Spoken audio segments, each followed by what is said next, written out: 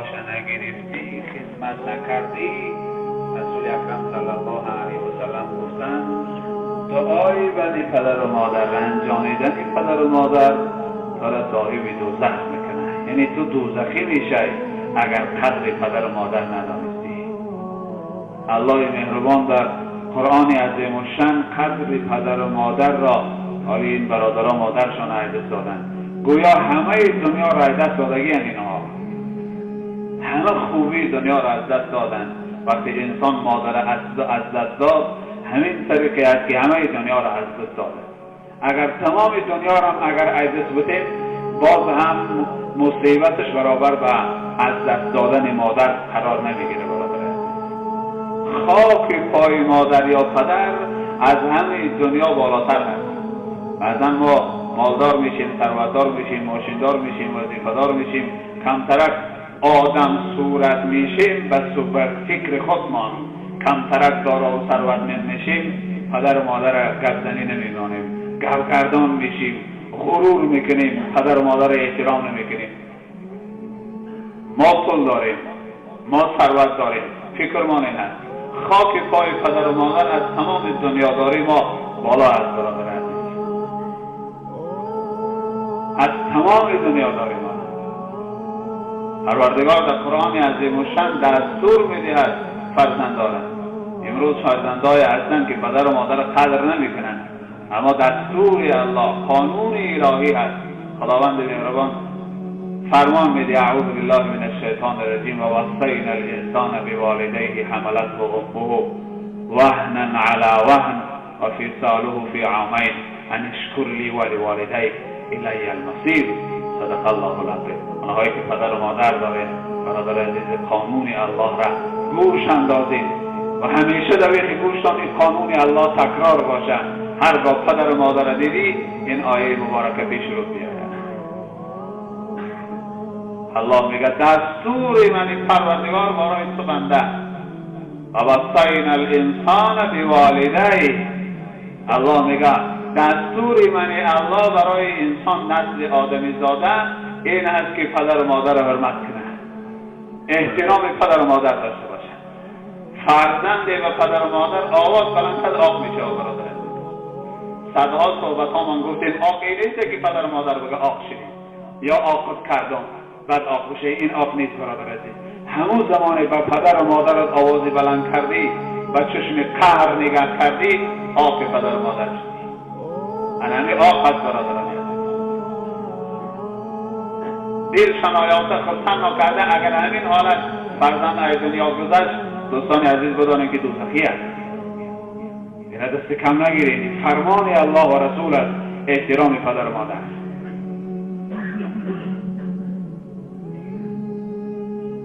پروردگار مهربان سبباش بیاره. چرا تو باید احترام پدر و مادر کنی؟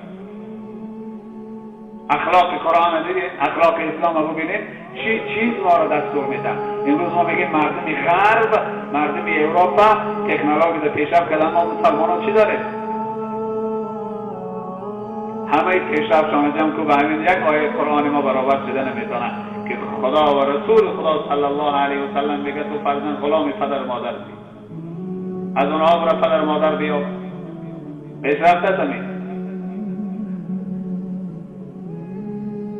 میلیاردر از مردم همه چی داره، پدرش در پیرانسالخانه، مادرش در پیرانسالخانه، آب در حق پدر و مادرش نمیده.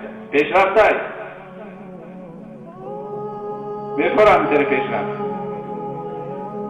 با هزارها مهنت فرزند کلام کنی، با هزارها رنج او را بخورانی، با هزارها درد او را کلام کنی، مهنت کنی، همه مال و ثروت تا بگیره و برقصه در پیرانسالخانه برامانه. همین پیشرفت است. الله مهربان میگه حملته امه وهنا علی وهن. ای فرزند فراموش نداشته باش، فراموش نداشته باش مادر همین کمپینی 82 ساله و همین فرزنداش 9 ماه در شکمش را برداشتن. 9 ماه. صحابه پیش پیغمبر صلی الله علیه و سلم آمد گفت که عزیز خدا من مادرم را پشتاره کردم، پشتاره بردم خانه خدا پای پیاده حالا ما یک مراتب پدر مادرمون بعد توفیق و توفیقمان پدر و مادرمون اگر بریم خانه خدا زیارت کنیم دیگه هر شتن منت میگیریم. هر روز بردم دیدیم خدمت. این مسلمان میگه پشتارک از صحابه پیغمبر صلی الله علیه و سلم بود گرد خانه خدا با پشتش طواف کنن. پشتارک کسی طواف کرد کلیسی کسی دیگه برادر عزیز تملات کسی نبردن پشتش کسی حج کرد گریف آور مادره پیش پیغمبر صلی الله علیه و سلم آمد عرضه کرد گوی حبیب خدا صلی الله علیه و سلم من مادرم را چنین خدمت کردم پشت کرده خانه خدا بردمش حج کرد باز پشت کرده آوردم خانه آیا حق مادر را تمام کردم؟ پیغمبر صلی الله علیه و سلم بسیار غضبشان آمد گفت و یک مراتب برده خانه خدا را زیارت کنندی و پشت آوردی حلال میکنی حق مادر تمام کردی. صدها مراتب اگر همین کار تا آخری عمر بکنی بازم حق مادر تمام نمیکنی. که تو را کعبه برم بر سر دوشم 100 بار که عدادین تو با آن بکنم ای مادر. عزیزای خدا میگفتن 100 بار اگر پشتاره کردم پدر و مادر را بریم خانه خدا زیارت کنه باز هم قرضی مادر را تمام نمیکنه. پیامبر صلی الله علیه و سلم به این صحابه گفت مادر تو بود خانه خدا پشتاره کردی؟ گفت بله. گفت بهتره میشیدی چیکار میکردی؟ گفت بهتره میشیدی از طرف میگذاشتمش آرام میشیدم خستگی میبرامد ادامه میدادم. گرسنه میشیدی چی؟ میگذاشتم از پس خوراک میشیدم. خوابت میگیری چیکار میکردی؟ میگذاشتم از پس خواب میشیدم. پیامبر صلی الله علیه و سلم گفت اکنون گوش کن فرزندی عزیز تو 9 ماه در شکم مادرت بودی گرسنه میشد ترا نمیگذاشت بیرون خوابش میگیری با شکم خواب نمیکرد ترا آزار اذیت برسانه خسته میشد نمیگفت اوف ترا نشانهایی که در هنگامی در شکمش بودی داد و فریاد نمیزد. امروز هم در خدمت کنی داد و فریاد میزنی خدمت مادر کردن. الله میگه حملته امه وهنا علی وهن وهن علی وهن. مفسرین مشقه علی مشقه میگه مشقت بالای مشقت وزبینی بالای وزبینی را مادر میبرداشت. هر ماه فرزندش کمی مادر زیاد شدن بگیری 5 ماه دردش زیاد 6 ماه وزبینی زیاد 8 ماه وزبینی زیاد این وزبینی ها را میبرداشت اما بیزاری فرزند نمیشد. و فی سال و فی عامین الله میگه 2 سال دیگه تو شیر دادگی هر قطره شیرش به دنیا میاد هر قطره شیر پیش یکی به مادرت آواز بلند میکنی پیش یکی به پدرت آواز بلند میکنی برادر عزیز اولیات بیا تو کی هستی و کی بودی کی بودی.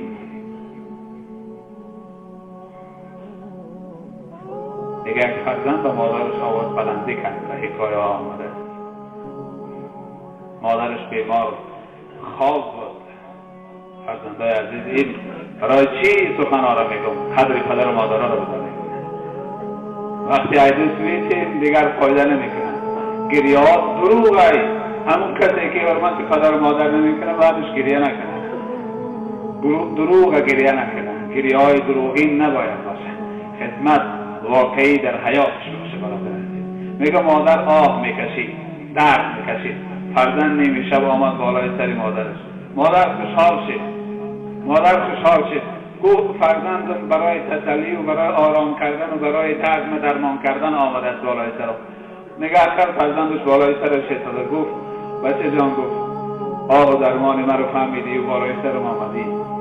گفت مادر میفهمم درد داری اما امکان باشه آوازی فریاد و درد پس شده. فرزند ناخلف گفت آواز پس بکن ما قطعی همسرم روزا کار میکنیم شب خواب نکنیم روز خستگی ما را تهدید میکنه آواز تانه پس بکنیم ما خواب کنیم. مادر چشماش پریاب شد از فرزند مهنت کردگیش دلش خنک شد. گفت خوب فرزنده من دیگر آواز بلند نمیکنم تو آرام برای خواب بکن. آرام رفت خواب کرد. صبح خیست آمد بالای سر جاگه مادر که مادر جان و جان آفرین خوابیده. مادر گور و کفن کرد. آمد که همسرش یک مکتوبی را شوهرش دراز کرد. گویی از زیر بالین مادر را تیر مکتوب یافته بود. شاید چیزی وصیتی برای شما نوشته باشد. این فرزند مکتوب اوی کرد. خان که مادر نوشته فرزندی عزیز، آه و داد و فریاد و گریه و زاری من ترا ناآرام کرد. تو به خاطر خواب من را تهدید کردی که من سکوت بکنم، آواز بلند نکنم، در حالتی که جانم در میکرد. اما فراموش کردی شبهایی را که تو گریه میکردی. من اون شب خواب نمیکردم. شبهایی که تو گریه میکردی اون شب برای من درد بود. تو کودک بودی برای سینتهی تو ساعتی 3 شب خواب نمیکردم میتید. برای دردی تو من بیمار میشیدم. فرزندم کسلای گفتن روز تو بیمار میشیدی دنیا از سر من میگشت که فرزند من بیمار شده و امروز من بیمار شدم و دردی در آواز من بلند کرد. از درد تو میایی شکایت میکنی. فرزند خوب بخواب، از این پس سر دیگه آزار نمیشه. خدا حافظ و دارا با قیامت. بازگشت دوید بالای قبر مادر تا چپر تاخت و گریه و ناله که دیگر هیچ فایده ای نداره. قدر پدر و مادر رو بدانیم برادر عزیز. پدر و مادر بسیار مال قیمت. هیچ درجه و هیچ بزرگی ما برادر عزیز برابر به خاک پای پدر و مادر ما نمیشه. حسنی بسته خدا رحمت کنه با مادرش میگه عهد و پیمان بسته بود. او مادر من هر شب پیش یکی تو را خواب ببرم میام دوست پای تو را میزکم با تو صحبتای شیرین میکنم مثل که تو من را در کودکی اولی گفتی خواب میکردی، منم مثل همون تو را نوازش کرده خواب میکنم و جاگه خواب میرم. بعضن و فرزند من سراغ میرم. یکی ای شبها میگه دیر کرد آمد که مادرش کمپیر پیر مثل این مادر واری کمپیر پیر خوابش برده گفت که حالی دست پای کمپیر باشه خم آدم کلانسال طبیعت چنینه. یک بار بیدار شد دیگه خوابش نمیبره. یکی بیدار میشه و خوابش نمیبره آزار و اذیتش میشه. دوستاش نشکید از پیشانش بوسه کرد. رفت کف پای مادرش بوسه کرد. حسن بصری این شاگرد حضرت علی و حضرت ابن عباس شاگرد صحابه هست. این بزرگوار از کف پای مادرش بوسه کرد. دید که در کف پای مادر چند مقدار چنگ و خواب کرد. ریش داشت. حسن بصری همین ریشش قطعی لطه نکار همین ریشش قطعی کف پای مادر شد تازه کرد. رفت خواب کرد. صبح نماز بامداد و خواندن حضرت رو به مردم گردن. او امروز یگان سوالی دارید یگان پرسش یگان یک نفر گو حضرت من سوال دارم. گو چه سوال دارید؟ گو امشب خواب دیدم. گو چه خواب دیدید؟ گو جناب شما را خواب دیدم که همین ریش مبارک شما و نور شما نور در روی شما نور درخشان می‌دهد و این ریش مبارک شما پر از نور مروارید است. تعبیرش چی است؟ حکمتش چی است؟ حضرت گریان شد و گفت اون نور مروارید اون خاک اون نوری که در روی من دیدید از خاک کف پای مادر بود. درست خواب دیدید. درست از خواب امشب من این ریش مبارک را در در مروارید که به نام خاک کف پای مادر هست من این ریش را در اون خاک پای مادر شد. ما امروز قدر پدر و مادر نمیزنیم. به احترامی میکنیم نسبت به پدر و مادر. داد میزنیم فریاد میکنیم. الله در اخیر همین آیه که در اول خواندم اخیر آیه چه میگه؟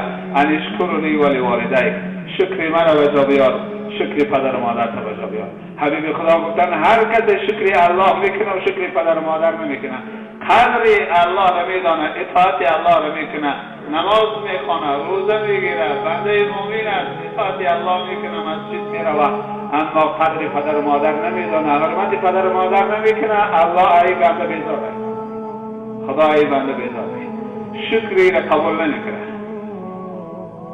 شکری بنده را الله قبول نمیکنه. اگر شکر پدر و مادر نداشته باشند. شکر پدر و مادر خدمت پدر و مادر، اونم در سین کهنسالی برادران عزیز. قدری پدر و مادر را بدانید. عبدالله بن مسعود رضی الله عنه را میگه مادرش از دنیا گذشت، حضرت بسیار گریه میکرد، بسیار گریه میکرد. نفری اومد گفت حضرت پدر و مادر مردن میراثی است، چرا زیاد گریه میکنید؟ پدر و مادر ما هم مرده است، امروز نوبت تو، فردا ما پدر و مادر دیگر کسی است. گفت که برای این گریه نمیکنم که مادرم مرده است، میدانم مردن فرض است. گفتن چرا برای این قدر زیاد گریه میکنی؟ گریه برای چی است نباشم؟ گفت گریم برای دروازه بهشت. مادر یک دروازه بهشت در خاندان من بود، پدرم همین خیلی دیگر. امروز الله با مرگ پدر و مادر دروازه های جنت را در خاندان من بست. برای همین دروازه های بهشت گریه دارم. هر جای خانه میدر آمدم به جای رکی میشینم پیش مادر میدر آمدم دام میداد بگو خدایا عبدالله را با خوهای جنت نصیب بگردان. این دروازه دعا در خاندان من بسته شد. صحابه های پیغمبر صلی الله علیه و سلم. اما در ما یک اصلت نیست برادر عزیز. روز تا روز فرزندا به ادب شدیدند، به احترامی نسبت به پدر و مادرها هست. پدر و مادرها با اشک دیده میآیند شکایت میکنند که فرزندا حرمت نمیکنند، فرزندا از خانه بیرون میکنند. مادری را قصه کردن میگه فرزندش بسیار بدرفتاری کرد نسبتش، سخنهای بدش گفت.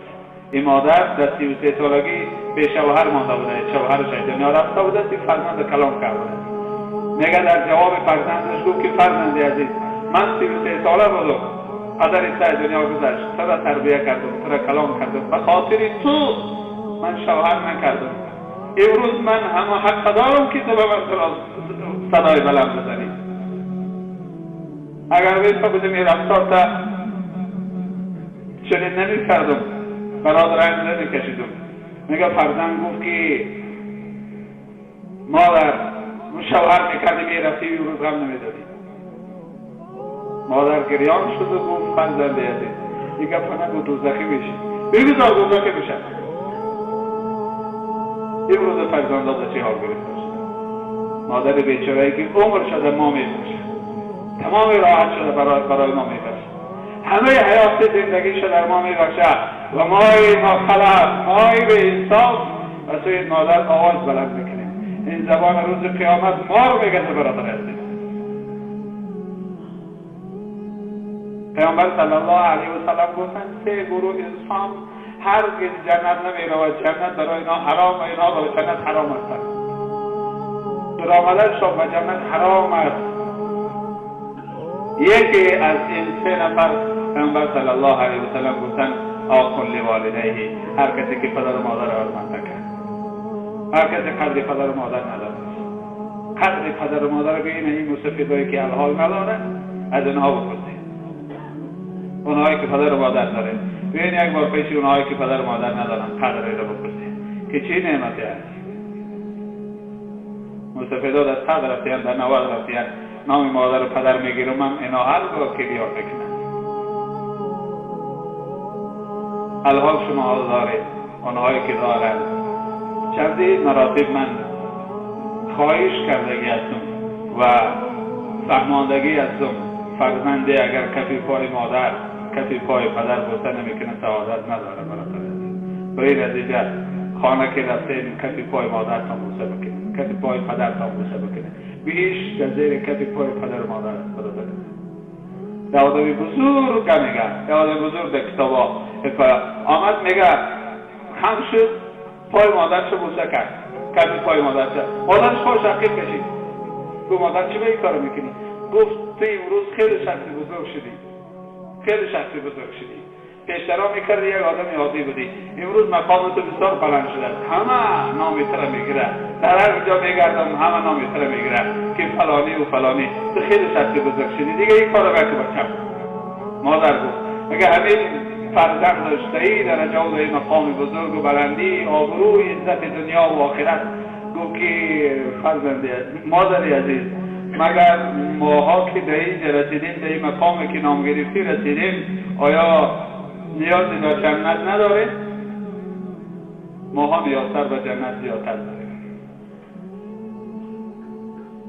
خدای مهربان خاتمه همه ما رو بخیر کنه، توفیق نصیب گردانه که پدر و مادر را حرمت داشته باشید، قدر پدر و مادر بدانید، کف پای پدر و مادر بوسه کنید.